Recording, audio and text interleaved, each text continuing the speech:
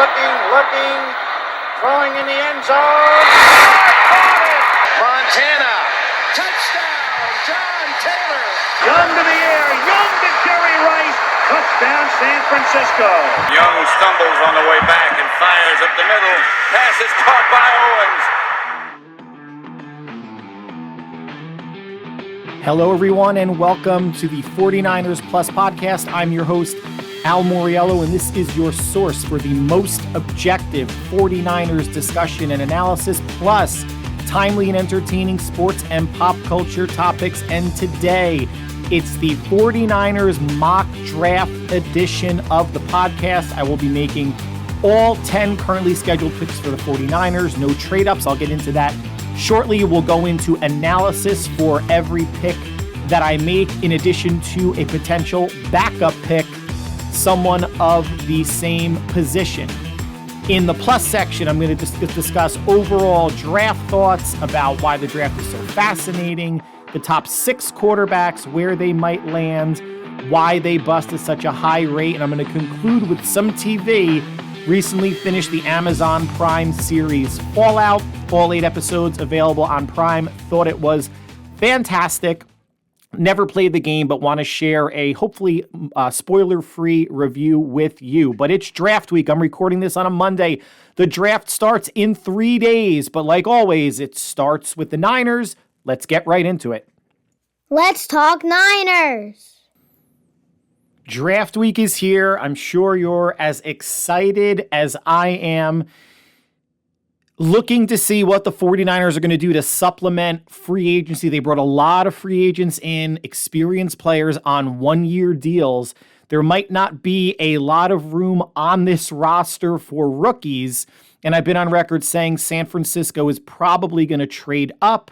They always have the possibility of trading down or trading back into next year's draft, maybe trading, a fourth this year for a third next year, just depending on who's on the board, best available, what they're looking to do. But it is a draft that they're going to look to need to provide depth.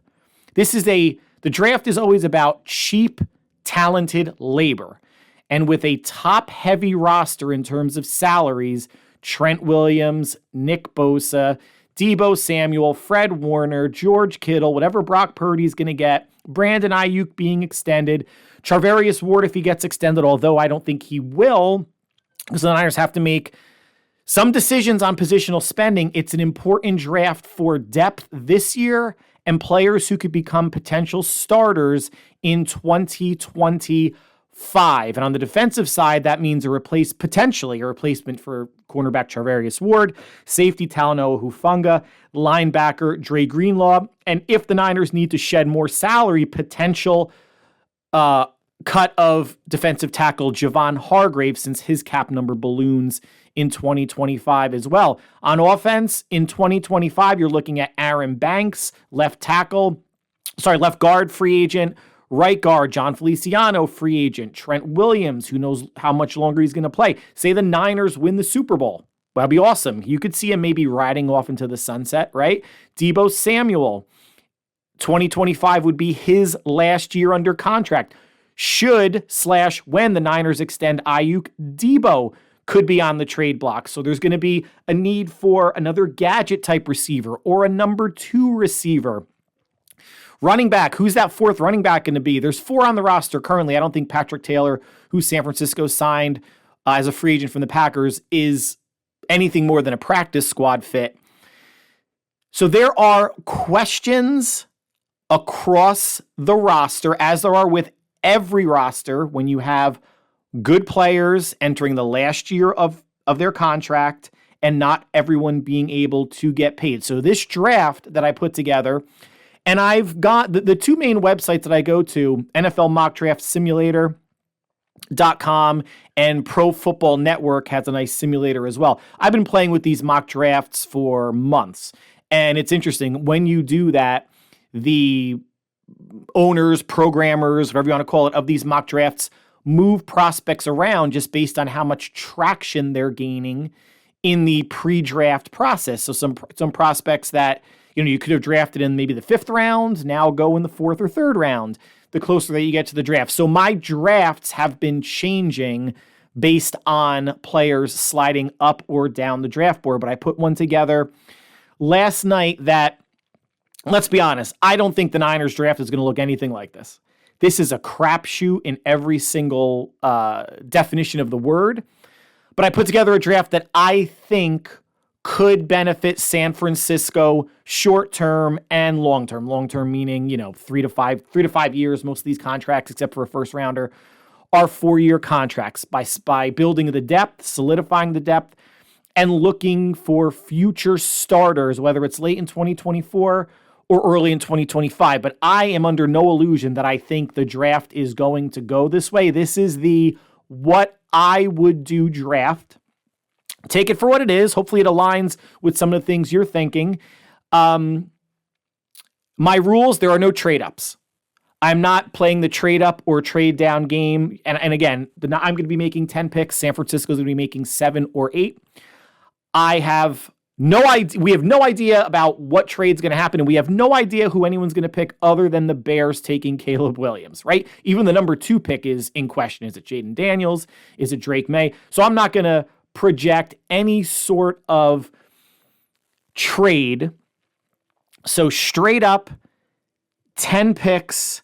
Sometimes it's best player available meets positional need. Sometimes it's best player available. But like I said, no trade-ups. And the one thing that I also don't believe in, I don't believe in reaching for a player being a bad thing. I'm sure you've watched a lot of drafts where if it was Mel Kiper or Todd McShay when he was with ESPN, or people from NFL Network saying, well, why did that team take that player there when there was another player of better value at that position, and then they could have looked to the next round to draft that tackle or that linebacker, wide receiver, whatever it may be. I'm a big believer in, if you like the player, and even if it may be a little early, take them. And by a little early, I mean maybe it's a half a round early, 20 picks early. But you know what? There's no guarantee, one, that player is going to be there when you pick again. 2, there's no guarantee that you can find a trade-up partner if that original player that you wanted continues to slide and is in range for you to jump up and grab him. Or 3, if that player does get grabbed, there's no guarantee that there's going to be your backup option. Whoever your backup at that position was to draft. So I'm a believer in, if you like the player, draft them. We're not saying pick someone in the second round that was going to go in the 6th. But if the Niners are drafting at the bottom of the second, and they're drafting at the bottom of each round, and some players aren't, quote unquote, projected to go into the mid next round, so what? Pick value doesn't really make a ton of sense to me, and it's not something I'm employing here. There are players that I like that I might be taking earlier than a lot of, quote unquote, experts are, but hey, it's my mock draft, so I'm going to do what I want. But without further ado, the 49ers are on the clock, and the pick is in. And with the 31st selection in the first round, the San Francisco 49ers select Jordan Morgan, tackle from Arizona. And this is a pick that I've believed in pretty early on, and I've tried to stay pretty consistent with what I think San Francisco is going to do. Offensive line needs help. The Niners may believe in Colton McKivitz more than any of us do, but McKivitz is only signed through 2025. Who knows what's going to happen with Trent Williams? Jordan Morgan is a player that some people think could kick into guard if needed. So then right there is tackle guard flexibility, but I see him as a tackle. 6'5", 311-pound senior from Arizona. Has played, had 1 year shortened in 2022, started 10 contests at left tackle before missing the final 2 with a torn ACL, came back in 2023, first team all Pac-12 conference, started 12 games at left tackle. In all, he started over 30 games at tackle, very athletic, has the strength to withstand bull rushers. There is some concern about his arm length, which right now stands at about 33 inches. And if we're going to play the game that an extra inch in arm length is really going to swing someone's favor in terms of being a tackle or a guard, I'll play that game slightly, but I'll say he has guard fallback, but a whole lot of tackle promise. And for a team that doesn't have much depth behind its tackles, and depending on how you feel about current swing tackle Jalen Moore, he's a free agent after this season.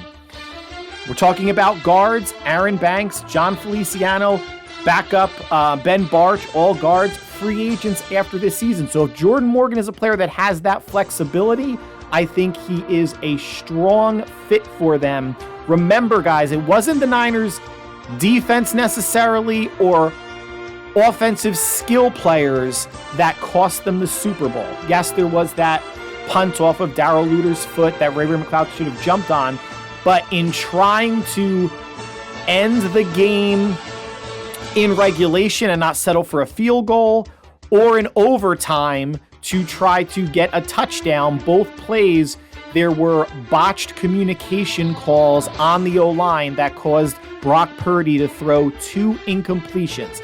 Solidifying the offensive line, to me, is more important than solidifying the defensive line. The Niners will do both.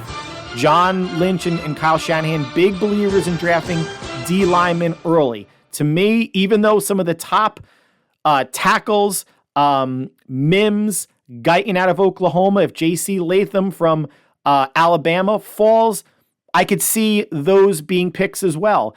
If they fall, I don't think they will. Or someone like a Graham Barton who played tackle at Duke, but is going to kick into guard, another player in the pros, another player that has flexibility. For me, the number 31 pick, and some drafts have him going earlier in the first, some have him going early to mid-second. Jordan Morgan, offensive tackle out of Arizona. My backup pick, who will probably be there, another tackle, Kingsley Sumataya out of BYU. Bit more of a mauler, needs some more refinement in terms of technique and foot movement. But if this is potentially a redshirt year for this lineman, if everybody stays healthy across the line, he can work on his craft and maybe be the heir apparent to Trent Williams, take over for Colton McKivitz in 2025, or potentially be a guard option. Either Morgan or Sumataya could be guard options in 2025. So that's the 49ers' first round pick. Moving now to their second round pick. The pick is in.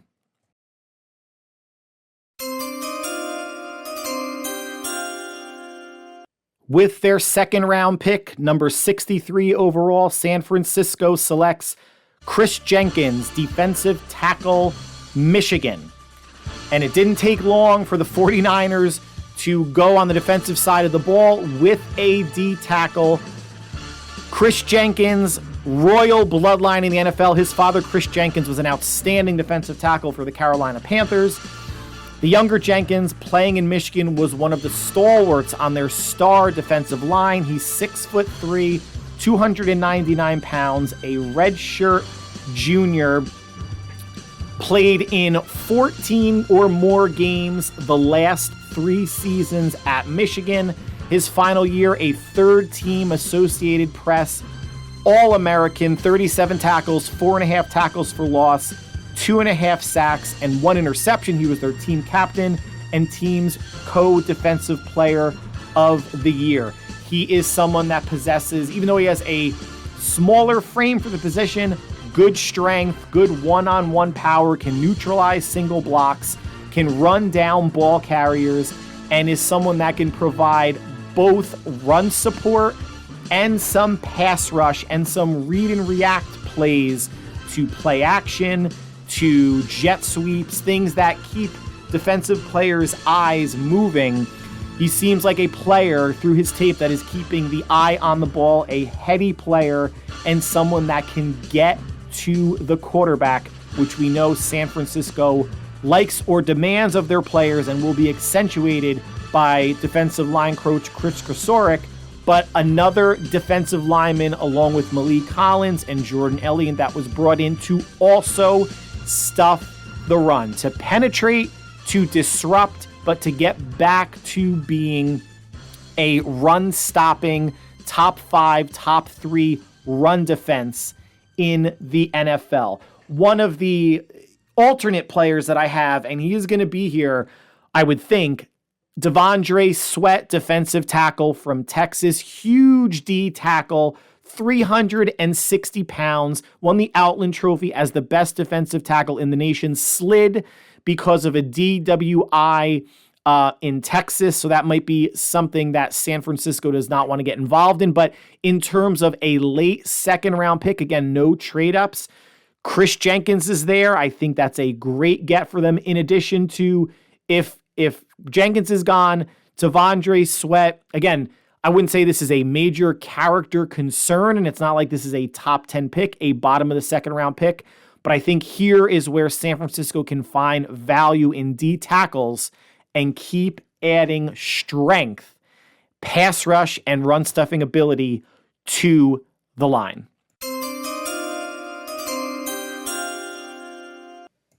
With their third round selection, number 94 overall, the San Francisco 49ers select Jaden Hicks, safety, Washington State.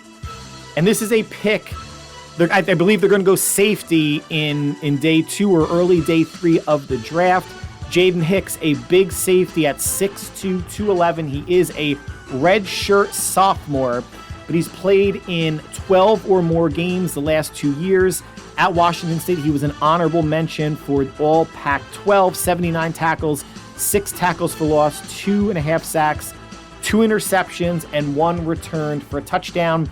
He had 4 pass breakups and another 6 breakups and another interception in 2022. Not the fastest safety, but somebody that can play in the box. He is aggressive. He will run through he will square up and run through tackles. He might be a better cover man than a tackler, and his size, being 6'2", 211, will make him a good matchup for tight ends. He plays with good instincts. He has impressive ball skills, and he can line up all over the field, but has traits and upside to be a good backup for now and eventually a starter for San Francisco down the road. And this is a position that I believe is a position of need. They only have 3 safeties on the roster that have a legitimate chance of making and are already on the 53. Jair Brown, Talanoa Hufanga coming off of an ACL injury, and George Odom, who, as I've said in other podcasts, I really don't want him seeing much playing time. He is there for special teams. The Niners flirted with Julian Blackmon from the Colts, went back to Indianapolis on a 1-year, $7 million deal. The Niners need to carry 4 safeties. It's not beyond the realm of possibility that if they do not draft a safety, they find a cheaper veteran alternative after the draft or after sometime in the summer when cuts are happening. But I think youth, getting a player who could, if Talanoa Hufanga is okay, coming back from the ACL, could potentially sit for the year, be a backup for the year rather, be safety 3 or 4, and thinking about that succession plan, guys. Someone who could come in, learn for most of, if not all of the year, unless injury forces him into action, as it did for Jair Brown last year when Talanoa Hufanga got hurt. Hicks could be the heir apparent to Hufanga, who's going to command a deal that I think is going to be out of the ballpark for San Francisco, given how far over the cap they are already, without Ayuk's deal extension that I believe is coming, and of course Brock Purdy getting extension as well. Backup potential pick if Jaden Hicks is not there, it would be for me Kalen Bullocks, another big safety out of USC, 6'2", about 190 pounds.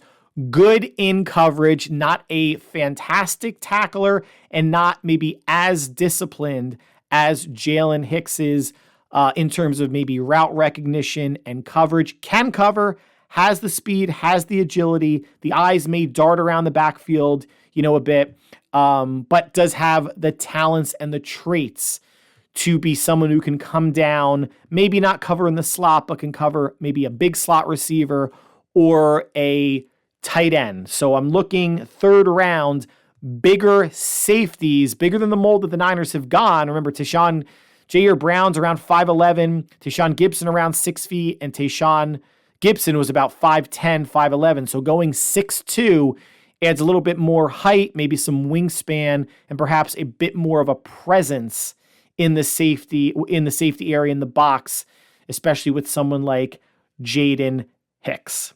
But the next pick is already in. So this starts the first of San Francisco's 3 fourth-round picks. And with the number 124 overall pick, 4th round, the San Francisco 49ers select Andrew Phillips, cornerback, Kentucky. Corner is an area that San Francisco is going to need to accumulate one more player. Now, we've talked about how their top 5 cornerbacks, Charvarius Ward, Diamador Lenore, Ambry Thomas, and they brought in Isaac Yiadom and Rock Ya-Sin, all on the last year of their contracts. Isaac Yiadom and Rock Ya-Sin signed 1-year deals. Behind them, Samuel Womack has 2 years remaining. And 5th rounder from last year, Darrell Luter, 3 years remaining. But they need to bring in some youth, some speed, and you always want competition at the position. And Ambry Thomas, if they carry 6 corners or even 5, I think is going to be the odd man out. But Andrew Phillips out of Kentucky, 5'11", 190-pound senior, ran a 4.48 40-yard dash, has speed, started and played in at least 12 games the last 2 years. His first 2 seasons, he played in 13 total games as a reserve. 2022, 31 tackles, 1.5 tackles for loss, and 5 pass breakups. Last year, starting 12 games, 47 tackles, 1.5 tackles for loss, and 5 pass breakups. He is not someone that is scheme dependent. He can play man. He can get sticky. He can play zone. Kentucky did play a lot of zone in 2023. He is a strong run supporter, and we know that 49ers defensive coaches want to see that from their cornerbacks.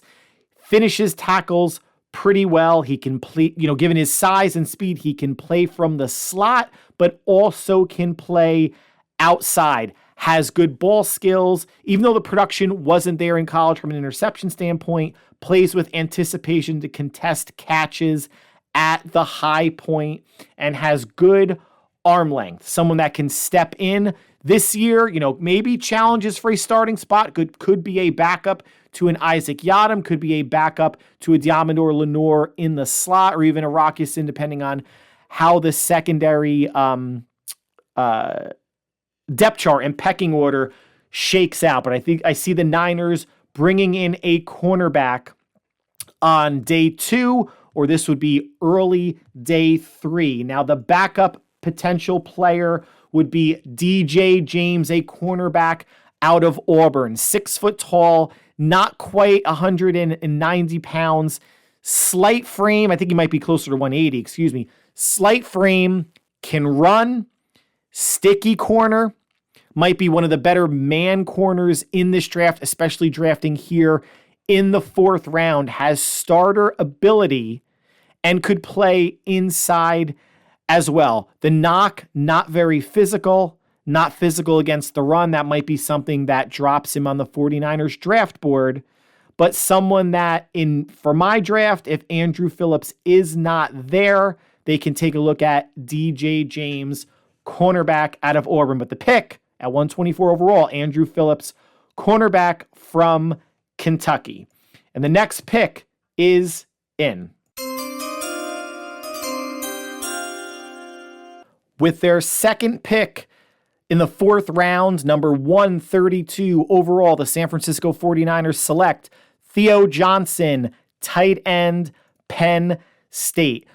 Regardless of bringing in another tight end late in free agency, they tried to sign Bowers from the Lions as a restricted free agent. Detroit matched that, but they did bring in a tight end. someone that can block, someone that has a chance of making the roster, but the Niners need another option that could be George Kittle's heir apparent. Not like Kittle's going anywhere, I don't think, in the next 2 or 3 years, but someone that could be tight end to both a blocker and a receiver. Theo Johnson, a big tight end, 6'6", 260 out of Penn State, a senior, not a blazer at tight end, but fast enough, runs a 4.57 40-yard dash. The last 2 seasons at Penn State, started 9 of 11 contests, 20 receptions, 328 yards, a 16.4 average, and 4 touchdowns. In 2023, honorable mention, all Big Ten, tied for the team lead with 7 receiving touchdowns, started all 13 games, 34 receptions, 341 yards for a 10.0 yard per catch average. Above average frames, above average traits, can elevate, big wingspan, can run after the catch, but his run blocking is not up to snuff. And at this point in the draft, end of the 4th round, there's not going to be a perfect tight end prospect. And I don't think the 49ers are going to take a tight end as early as the 2nd round, and certainly not in the 1st. But someone like a Theo Johnson who will make contested catches, is pretty good against man coverage, not dynamic, but neither was George Kittle coming out of Iowa in 2017. Theo Johnson has comparable speed, is bigger. He has athletic traits that will work in his favor, but he still needs work, and that's okay at this point in the draft. But a receiver that'll bring, or a tight end that'll bring much more receiving ability than who they've had previously in Charlie Werner, needs to work on blocking, but I think would be a good, and this is, I think we'll say, a good where value meets need pick for San Francisco. Now, if Theo Johnson is not there, another tight end that I think San Francisco can look at, Ben Sinnott out of Kansas State, a bit smaller, 6'4", 250, good route runner, good hands, good production at Kansas State. I believe over 500 yards his last 2 seasons. Again, someone else that is not a tremendous blocker, but someone that can bring tight end to value. And this is a position where the Niners need to stock up. Only currently 4 tight ends on the roster. They're going to need to have at least 6 for training camp for their 90. But the pick was at 132, Theo Johnson, tight end, Penn State. Last pick in the 4th round is in. With the 135th overall pick in the 4th round, the San Francisco 49ers select Dylan Laub, running back, New Hampshire.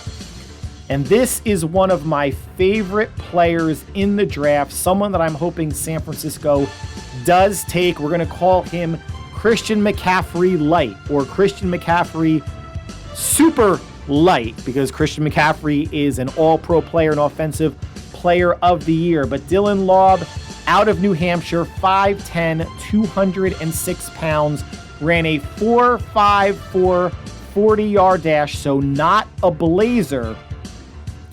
But his last 2 seasons, he was a first-team All-Coastal Athletic Conference selection, second-team running back, third-team kick returner. That was in 2022. Had 68 receptions for 699 yards and 7 touchdowns receiving. 15 kick returns for 467 yards. And rushing, 1,205 rushing yards on 245 carries, a 4.9 per average. In 2023, first-team Associated Press, FCS All-American, led the team with 749 rushing yards on 160 carries, 9 rushing touchdowns, 68 receptions for 699 yards. Again, 7 touchdowns. Set a school record with 295 receiving yards against Central Michigan. He is a team captain. He is a do-it-all, as you can imagine. Small school prospect, can run routes, very reliable and capable pass catcher with the ability to run a variety of routes out of the backfield or from the slot. Might not be the most dynamic running back in terms of a runner. There are certainly others in the 3rd and 4th round that you would consider more dynamic or faster, but his potential to be a kick returner, potentially a punt returner as well, a 3rd down back, gives him versatility that I think the San Francisco 49ers stable of running backs needs. Now, Christian McCaffrey signed for 2024 and 2025. Who knows if he gets extended and just becomes a 3rd down back at that point in his career. Elijah Mitchell, last year under contract in 2024, has a propensity to get injured. Jordan Mason, more of a grinded out bull type of back, strong runner, and that's the same thing with Patrick Taylor, who the Niners picked up from the Packers, who I think with the Niners selecting a running back like Dylan Laub would bump Patrick Taylor to the practice squad. But Dylan Laub, I mentioned, Christian McCaffrey light.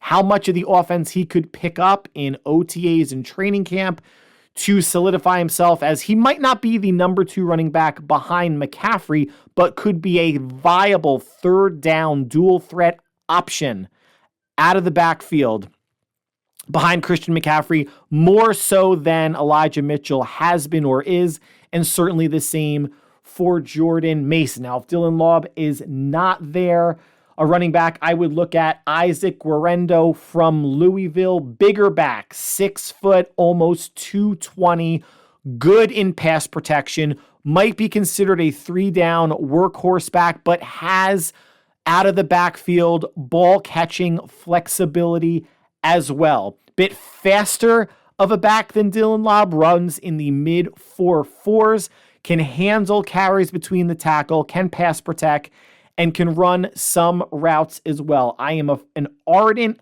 believer that the 49ers need to select a running back in this draft that can obviously run the ball, but can provide some plus ability out of the backfield. And as you noticed, I did not draft a running back in the 3rd round. It has been bad luck with Trey Sermon and Ty Davis Price.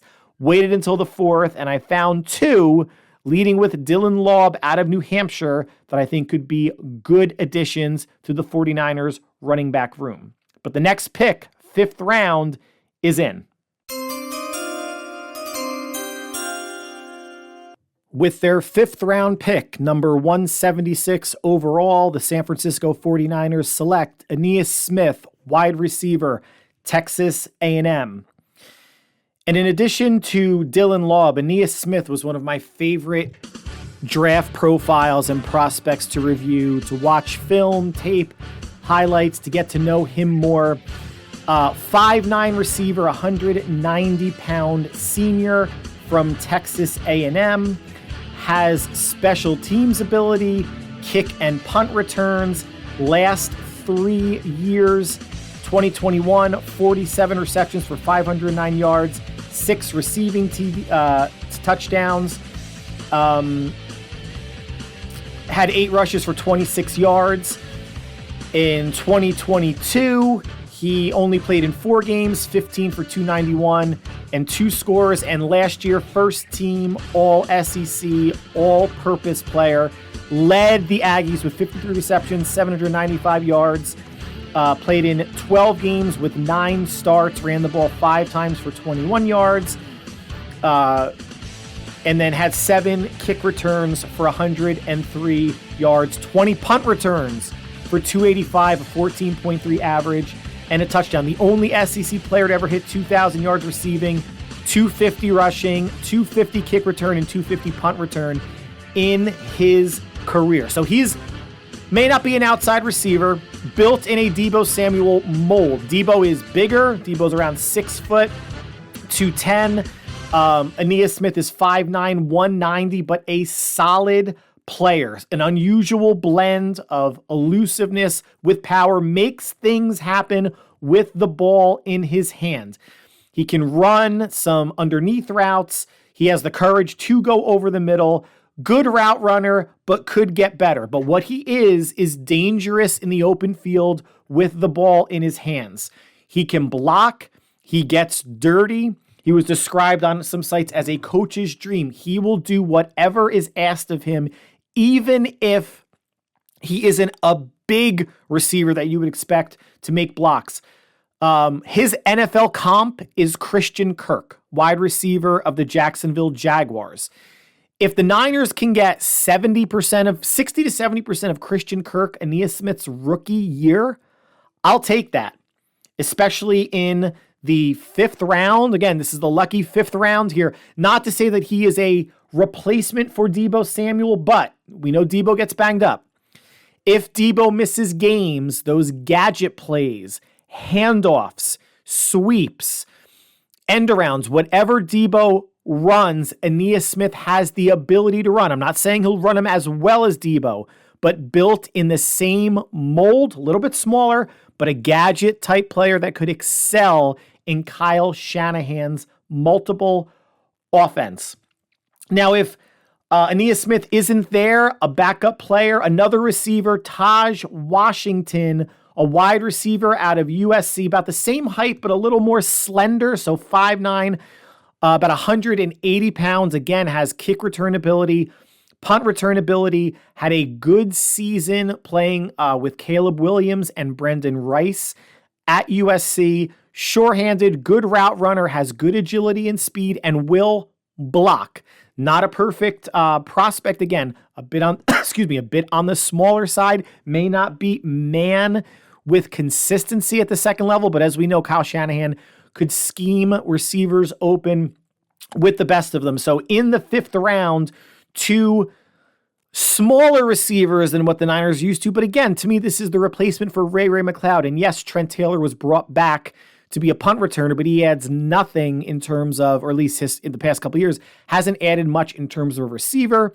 Ainias Smith out of Texas A&M or Taj Washington out of USC could maybe emulate that and then some on the offensive side of the ball. So now let's move to the 6th round, and the pick is in.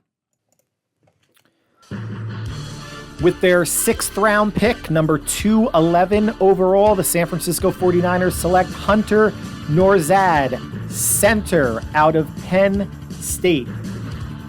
So double dipping on the offensive line, which if the Niners keep 10 picks, I don't think they will, but if they do, I could see them drafting a tackle and someone with center guard flexibility. Hunter Nourzad, a senior 6'3", 317 out of Penn State. Strong player. Started out at Cornell in his first 3 years. His last year at Cornell in 2021 was a first-team all Ivy League selection. Actually was playing at right tackle at Cornell. Came to Penn State in 2022. Honorable mention, all Big Ten. Started 8 of 11 games at left guard. And in 2023, second-team all Big Ten. Started all 13 games at center. Broad, powerful player, has good length at the position. He possesses NFL caliber core strength, technique, and body control. Performed well against toughest Big Ten competition. Has the feel and footwork to get out there on the second level. Kyle likes to run, obviously, outside zone, sweep. So he's not someone that's going to be relegated to just blocking the man in front of him. He could get to the second level. He's got a strong punch and strong anchor. He has early starter ability at center, but even though Jake Brendel is currently the starter, he could maybe slot in as a competition with John Feliciano, although again, the way that Kyle Shanahan works, I don't envision a rookie on the line starting, but backup for Brendel at center, Banks and Feliciano at guard. First round pick was Jordan Morgan, back up at the tackle spots and could push into guard if needed. So Hunter Nourzad adding to the offensive line with flexibility. If he is not there, another option on the O-line, Javian Cohen, a guard from the University of Miami, Florida, does not have center flexibility. Started a lot of games at the University of Miami, around the same size as Hunter Nourzad. So you're talking about 6'3", 6'4", about 315 pounds. Good core strength, good anchor. Again, 6th round pick. You're not getting somebody that is a perfect prospect or even a starter, but now it's about backups that have potential starter ability in 2025, hopefully, or 2026 at the latest. So Hunter Norzad, center out of Penn State, is the pick. Javion Cohen, a guard out of Miami, as the potential backup. As we're rolling through the 6th round, the next pick for the 49ers is in. With their second 6th round pick, number 215 overall, the San Francisco 49ers select Brennan Jackson, defensive end, Washington State. It was only a matter of time before the 49ers brought in more pass rush help. And I'm waiting until the 6th round with a prospect I like. This is a team, obviously, Nick Bosa and Leonard Floyd are going to be your starters. They also brought in Yetur Gross-Matos on a close to a $10 million or $9 million a year deal. You have Drake Jackson coming back from injury. You have Robert Beal. They may only go with 5 rushers max, but they're always looking to fortify the defensive line.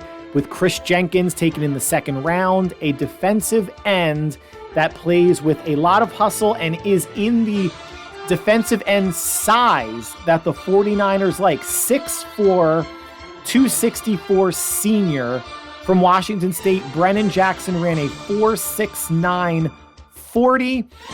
In 2020 and 2021, he was an honorable mention All Pac-12, combining for 5.5 sacks. 2022, he was a second team All Pac-12 conference, led Washington State with 6 sacks, tied for the team lead with 12 tackles for loss. And in 2023, again, a second team All Pac-12 performer, 12.5 tackles for loss, 8.5 sacks, 3 pass breakups, a forced fumble, and 4 fumble recoveries. Team captain the last 2 seasons. Jackson's described as a productive, effort-based player. He wins with motor. He doesn't maybe have the moves or the counter moves to be NFL tackles right now. He has powerful hips, plays with good bend to work his way through college blockers, but he will need some refinement at the point of attack to develop a counter if his first or even second move gets stymied. Jackson is always near the football thanks to his strength, his effort, and his toughness, and he could be a good backup with the potential to develop into a starter, and it's going to be on Sorenstam and Chris Kosorik, if this pick is made to really get the most out of him and to challenge Drake Jackson and Robert Beal for that, 4th defensive end spot. Here was a quote from an AFC scout: plays as hard as anyone in the conference. I think coaches will like him more than scouts will, and I think they will be right. So Brennan Jackson out of Washington State, a 6th round pick. A backup, though, if he is not there, that the Niners could look at: Miles Cole, defensive end at Texas Tech. Bigger defensive end, 6'6", 280. Good edge setter, still learning nuances of rushing the passer. With his size, though, he's someone that could kick inside on pass rush downs. When it comes to a defensive end, I think the 49ers, head coaching, John Lynch, defensive staff want to see what do they want. A smaller, you can go 6'2", 245, a speed rusher, someone in more of their, traditional mold of a 6'4", 265, or someone bigger like a Miles Cole that can kick inside on pass rushing downs and not sacrifice, maybe size or pocket push. So Brennan Jackson, the lead defensive end, taken in the 6th round, 1 pick left. Their sole 7th round pick, and the pick is in. With their 7th round pick, number 251 overall, the San Francisco 49ers select Jordan McGee, linebacker, Temple. And this late in the draft, even including the 6th round, you're taking flyers on somebody.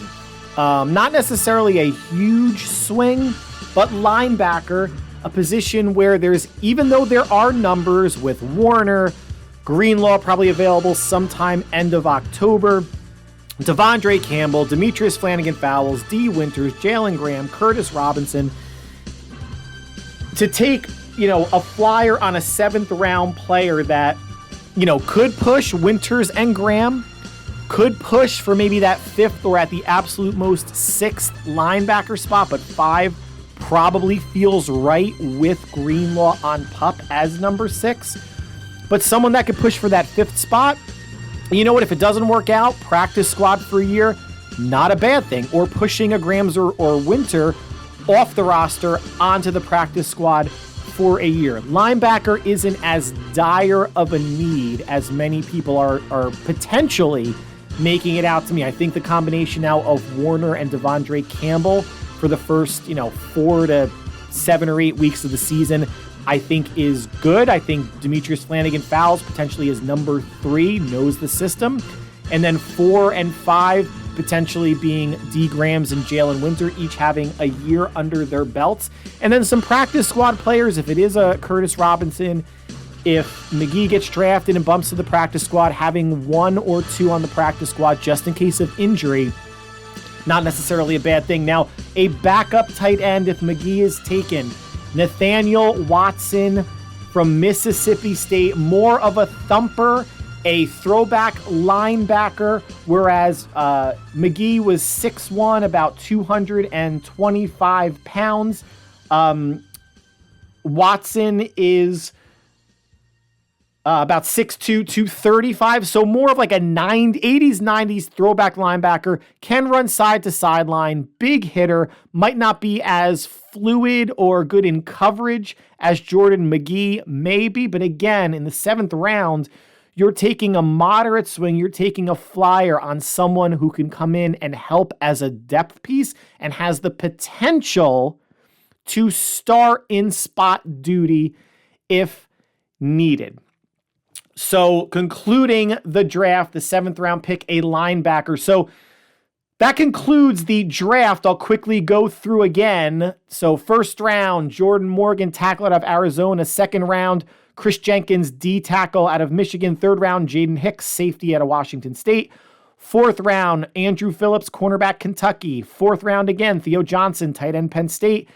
Last 4th rounder, Dylan Laub, running back, New Hampshire. 5th rounder, Aeneas Smith, wide receiver, Texas A&M. 6th round, Hunter Nourzad, center guard out of Penn State.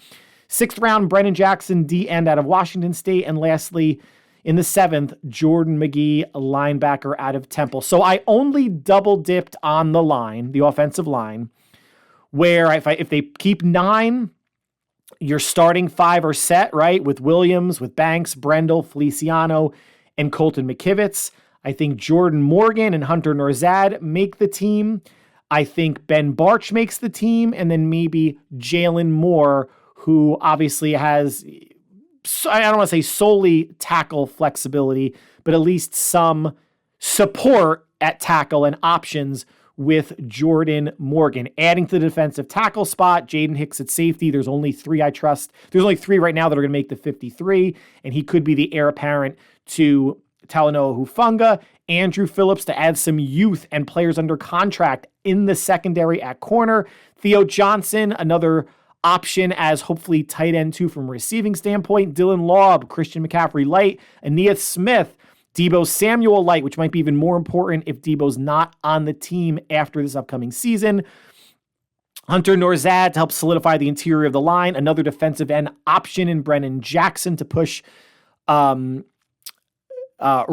Beal and Jackson already on the roster, and Jordan McGee as a flyer at linebacker. And like I said at the top, I'm harboring no illusions that any of these picks are going to be made by the San Francisco 49ers, but I'll stand by this draft as a draft that achieves needs, but also some best player available and making the team better in the short and long term. Again, I don't think 10 picks are going to be made, probably 7 or 8. And in that case, I do think it's one offensive lineman. They're going to take a D lineman. They're going to take a safety. They're going to take a corner. They should take a tight end. And then after that, all bets are off. Maybe running back falls by the wayside. A receiver, if somebody's there that they really like.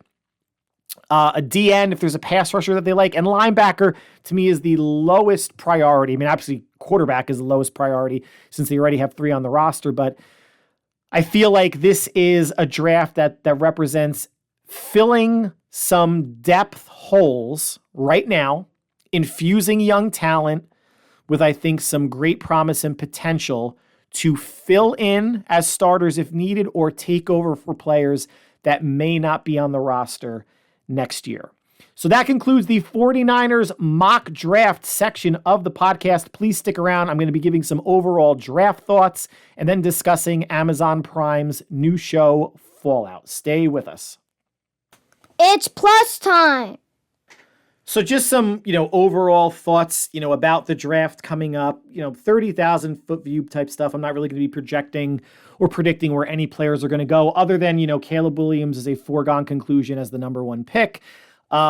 Draft season, always have to have a lot of discussion of, will the Bears draft Caleb Williams? Won't he? Was Justin Fields going to get traded? And it was just obvious after the season ended, when the Bears had the number one pick, that they were going to trade Justin Fields, reset their quarterback financial allotment with someone younger that's cost controlled for at least 3, if not 4 years. Bears weren't a very good team with Justin Fields. You might as well not be a very good team with someone cheaper. Yes, maybe not as a dynamic of a runner, but could certainly do more from the pocket. But the discussion in the media was, well, I'm sure you heard a lot of shows where people weren't convinced about Caleb Williams and he's better off platform than on time plays. And Jaden Daniels should be the pick. He single-handedly won them some games and he was the best player in college football, et cetera, et cetera. That was all just for conversation, clicks, leading you to hear about, well, what's really going on with Jaden Daniels? And it was supposed to be Jaden Daniels versus Drake May for the number 2 spot, but it seems like Jaden Daniels has overtaken Drake May. But that Caleb Williams or Jaden Daniels discussion was nothing more than just filling airtime, having something to talk about. Because think about how boring shows, talk shows, podcasts would have been if everyone was just saying, yep, Caleb Williams, number 1 pick. Yep, Caleb Williams, number 1 pick. Same with last year, am I right, with Bryce Young? Bryce Young was throughout his 2 years in college, everyone knew he was going to be the number 1 pick. Now, if you want to use revisionist history and say, well, look at C.J. Stroud. C.J. Stroud should have been the number 1 pick because of what he did his first year in Houston. Yes, but C.J. Stroud was working with more offensive talent, had a better team around him overall. And oh, by the way, the Houston Texans did not trade their number 1 pick to move up to get C.J. Stroud. So right off the bat, Bryce Young was working at a deficit, plus the coaching staff led by Frank Reich. There wasn't harmony there in the approach, and hopefully that's going to change now with a new coaching staff. So, hindsight is 2020, revisionist history, it's easy. But even though Bryce Young, there was concern about his size and he's slight, who the number 1 pick is in October watching college football, especially if it's a quarterback. All the examination and the combine and examining how they're throwing in underwear, way too much stock. Even the interviews, unless someone curses you out to your face, even the interviews don't really matter that much. When you're clearly the number 1 pick, you're clearly the number 1 pick. What I find interesting about these quarterbacks is Caleb Williams, Jaden Daniel, Drake May, J.J. McCarthy, Michael Penix Jr., and Bo Nix, in no particular order. Half of these players or more are going to bust. It happens every year. It's so rare that you have a year where quarterbacks come out and most of them are good. You look at the year that Eli Manning came out, Phillip Rivers, Ben Roethlisberger. You go to the draft in early 80s when it was Elway and Marino and Jim Kelly. Hell, even Ken O'Brien had a good year. But you still had Todd Blackledge and Tony Eason. So of those 6, you still had 2 kind of bust, even though Tony Eason did play in a Super Bowl and got trounced by the Bears. 3 or 4 of these players are going to bust. Not wishing it upon them. It's just a fact. The whole first round is a 50-50 coin flip proposition anyway. But the 3 factors that are going to determine if a player succeeds or not, the player's makeup. Everybody's talented. You're not going to be a first or second round pick in the NFL if you're not talented. Now, the degrees of talent are going to vary between players, what their strengths and weaknesses are, mobility, arm strength, processing, pocket awareness, whatever it may be. But they have the talent to play in the league.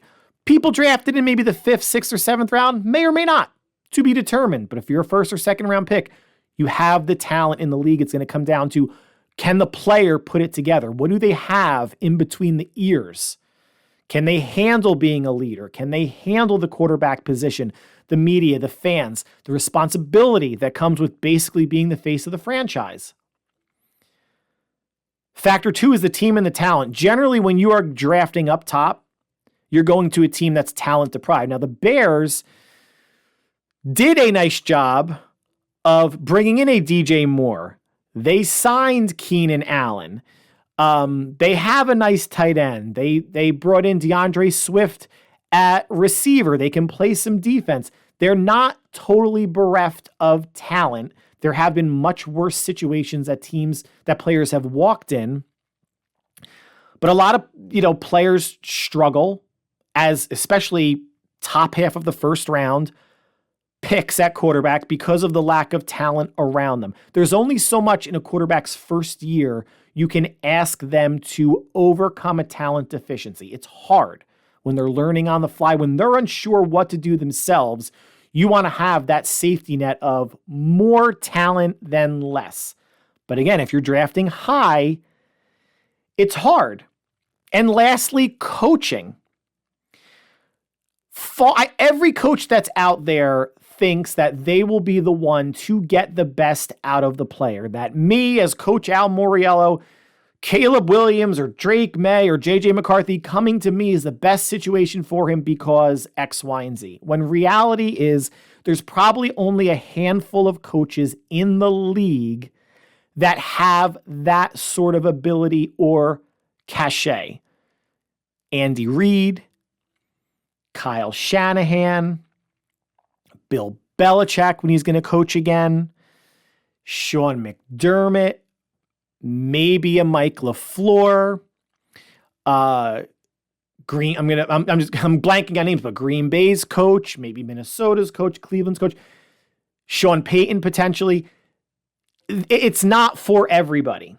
Maybe a third, probably more like a quarter of or less of the coaches in the league have the ability to maybe make up for a talent deficiency because you're a quarterback whisperer, or you can work around what you have or don't have on the team to help your young quarterback perform above expectations year one. But it's hard if two of the things are working against them. If the team and talent isn't there and coaching is subpar, then the player's makeup, it's not going to do it. Or the player's makeup is great, the team and talent is great, but the players like a Jamarcus Russell or Ryan Leaf and the coaching is kind of okay. It's not going to work. You need all three of these things to be in harmony. This is almost like a Venn diagram of 3 circles, and in the middle of those intersections is successful rookie season for a quarterback. And it's hard, but everybody has the best intentions and best outlook because draft season is about hope. Everybody's starting over. Everybody's 0-0. And everybody, even though some unrealistic, have Super Bowl aspirations. It's why tens of thousands of players are in attendance. People are in attendance for the draft, especially as it's moved from Nashville to Cleveland, now Detroit. 54 million people watched the draft last year across the 3 days, Thursday, Friday, Saturday. I'll be watching as much as I can with some, kids sports happening. And it's just a fascinating sports drama, not knowing where players are going to go, seeing their reaction, getting the analysis from Mel Kiper, et cetera, in terms of, who had a good draft, who did. And you're not going to know for 2 or 3 years, but, you got to play the draft grades game an hour after, the first round is completed. But it's something I'm looking forward to starting Thursday. It really kind of, in a way, outside of free agency, kicks off this next season and gets people excited about what their team could be. Now, Quickly getting excited about TV. What great TV could be. Fallout on Amazon Prime. All 8 episodes are currently available. Produced by Jonathan Nolan and Lisa Joy. This is important because they were some of the creative masterminds behind the hit HBO show Westworld. First season of Westworld was probably one of, if not the best season of dramatic television I've ever seen. Then each season after that kind of declined. But the fact that they were the producers, wrote some shows, directed some shows, gave me a lot of confidence going into a series that I knew was based on a video game franchise, a very successful one. Never played it. But now I very well might, because the story is about post-apocalyptic Los Angeles. And it's based, as I mentioned, on a video game series. It's starring Ella Purnell as the lead female character, Aaron Moten and Walt Goggins, who is the lead villain. Starts off in the year 2077, but interestingly enough, in this world, technology takes a backseat to nuclear energy. So the world looks like what our world or our country looked like in the 50s. From clothing designs, architecture, cars, televisions. What winds up happening in the first episode, nuclear bomb. There's nuclear tension between the U.S. and China. Wars going on, and nuclear bombs fall on L.A. And this first episode takes place in Los Angeles at a kid's birthday party. The nuclear bombs, fall across America and presumably the world. And then after the first episode, it jumps ahead, or midway through the first episode, it jumps ahead 200 years. Now we're in like 2077, where people are living in underground bunkers called vaults. Now in these vaults, it still looks like and feels like the 1950s. People are idealistic, they're naive, but they do know that war ravaged the surface, nuclear war, and they are living and working underground to repopulate the earth. They don't think that humanity was wiped out, but they know humanity is not faring well and in dire straits, and they are the Earth's best hope to repopulate. And it's after 200 years, they get a reading that like in another 50 or so years, they'll be able to go to the surface. So they're not quite there yet. But what winds up happening is Lucy, played by Ella Purnell, the main character, her father winds up getting kidnapped by raiders, evil people that wind up breaking into a neighboring vault and getting into the vault that Lucy and her family and others are living in, kidnaps her father, who is the overseer, the leader of this vault, brings him to the surface, and Lucy, this whole show is basically Lucy's quest to find him. And throughout the course of the 8 episodes, you get to see how the surface changes her from being like an okie dokie, golly, idealistic, naive person to embracing violence when she needs to, doing things she needs to survive, encountering, mutants and ghouls. I'll, get into that in a second. So, and that's one of the rallying cries too, that you hear from a lot of people, that the surface world changes people because you are doing everything you can to survive. Whereas people that are living in vaults are self-sustained. They have water. They're growing food. Food and water for the people living above are basically irradiated. So it's drinking or eating something, you're kind of putting your life at risk. And some parts of the country and world are obviously in better shape than others. Another main character played by Aaron Moten, Maximus. He's part of the Brotherhood of Steel. Those are, if you've seen commercials, those big steel robots. They are manned by people. Inside of them, they're considered knights. And his Brotherhood is looking for an artifact that a lot of people are looking for. Lucy winds up looking for it in the travels for her father, and so does the next character, the Ghoul, played by Walton Goggins, who's just fantastic in this. He's basically a bounty hunter who's turned into, I don't want to say an immortal character, but someone whose the radiation is not killing him, but he does need an inhaler type of medication to survive. The show has a mystery about some characters, what happened to them, Why did they jump ahead from 2077? Why are they appearing in 2277? How did that happen? What actually happened to the world? Who actually dropped the bombs? Was there one war? Was there more than one war? What is actually going on here? And the way that this is filmed and just constructed, put together, yes, it's violent, it's gory at times, but it's also quirky and funny, and it has great use of music from the 1950s and 60s during the episode, at the end of the episode. Tonally, it is a wonderfully put together, it's a fun show. Not that it's silly at times, but it's not straight serious. It doesn't take itself too seriously. Some of the characters are so naive that they come across comedic, but in an innocent way. You're not laughing at them in terms of like, oh, that was corny. Like sometimes you're laughing with them, or you just find the situation funny. This was a pleasant surprise of a show. Like I said, Jonathan Nolan and Lisa Joy being the producers or the showrunners, I was going to watch it. I was probably going to watch it anyway, just because I'm always looking for good stuff to watch. An absolute fantastic show. Can't wait for season 2, and I'm sure we're 2 years away from that. So I'm going to play Fallout 4 because they're having it on sale now on PlayStation 5 to download for $5. And it's one of the more recent Fallout games, and it looks like it's the one that's most aligned with the TV show, although the game takes place in Boston, the TV show in Los Angeles.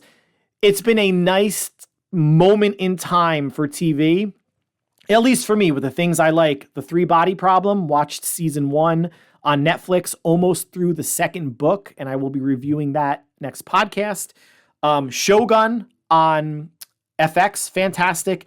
And Fallout on Amazon Prime, fantastic as well. If you have any interest in, or even saw a commercial and were intrigued by it, I would say watch the first episode. You will totally understand the tone, what it's trying to achieve, and the story.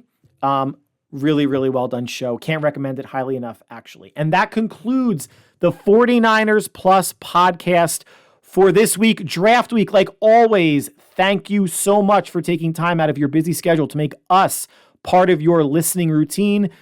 NBA playoffs underway, NHL playoffs as well. WNBA will be tipping off shortly, and Major League Baseball, first couple weeks are in the books. But for us football fans and Niner fans, we are eagerly awaiting Thursday, Friday, and Saturday. All basically, Thursday I think is probably going to be 3 to 4 hours. Friday and Saturday might be 6 or 7 plus hours each that I'm going to enjoy as much as I can. So enjoy the draft, enjoy anything else that you're doing. Like always, stay happy, stay healthy, and stay safe. We will talk soon. Take care.